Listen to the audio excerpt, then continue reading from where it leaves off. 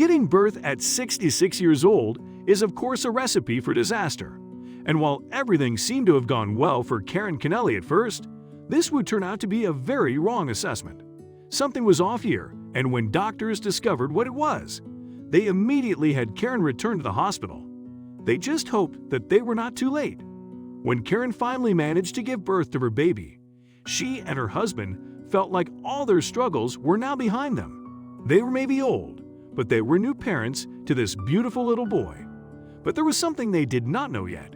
When doctors end up running some more tests on Karen and the baby, they make a discovery that they need to verify it 3 times before they actually allow themselves to believe what they are seeing. But there is no doubt about it.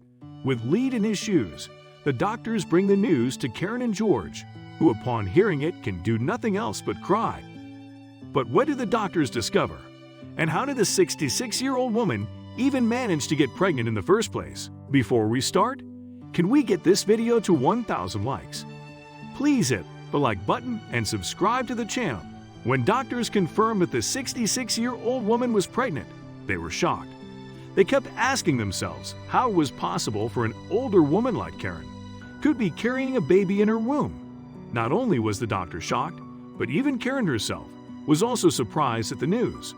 Karen was at the hospital to complain about how she had been feeling tired and nauseous for a while. Her thought was that maybe she had been infected with a virus or something.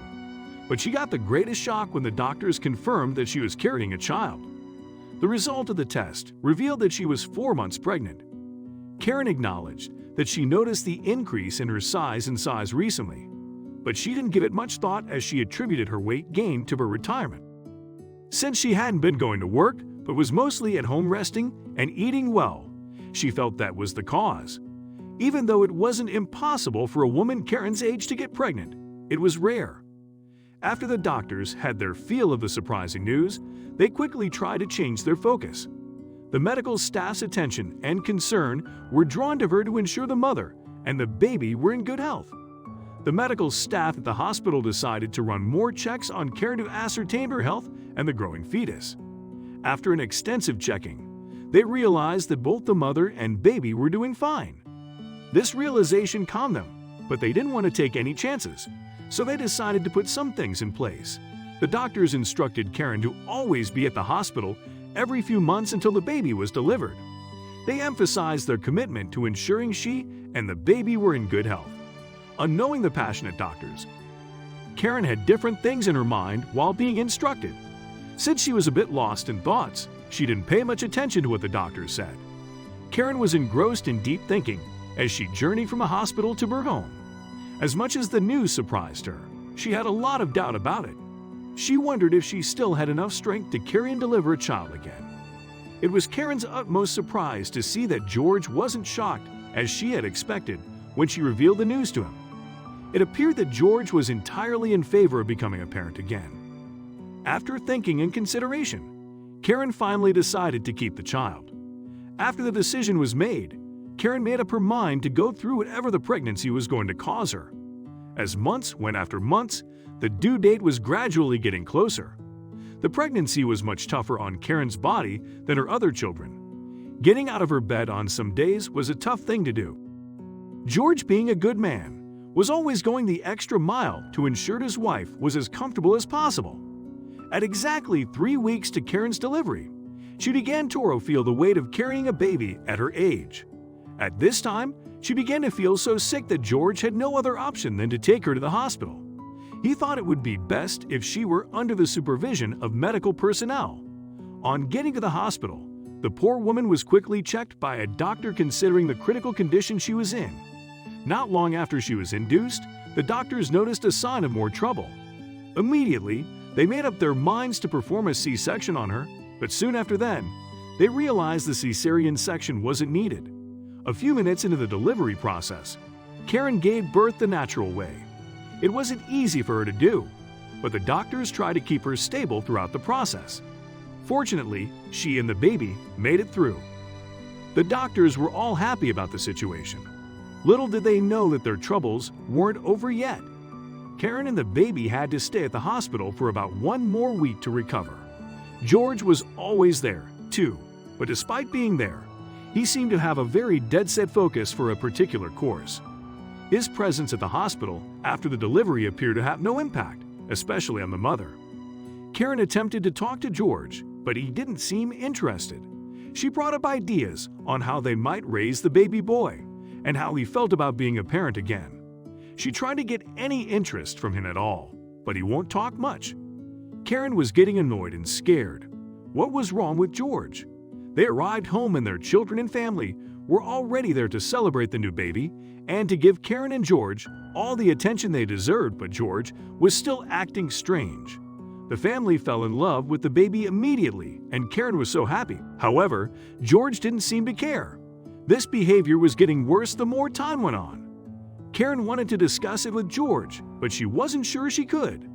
He'd been nice in the past months, but now he just seemed cold. What had happened to him? Did he know something that Karen didn't know? What could it be? At the same time that Karen was at home worried about George, the hospital was getting worried about something else entirely. They had sent Karen home that morning. She was in good health and they didn't have any doubts about her or the baby.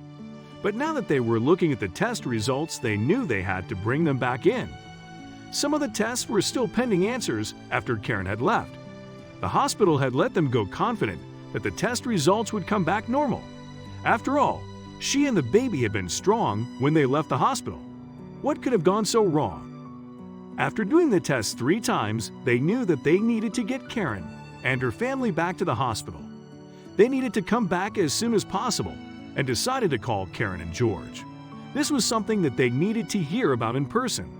But what could the shocking news be? The call came in. Karen answered it as she expected it to be another family member calling to congratulate her. But it wasn't family. It was something far more frightening. Once she picked up and heard that it was the hospital calling, she knew something had to be wrong.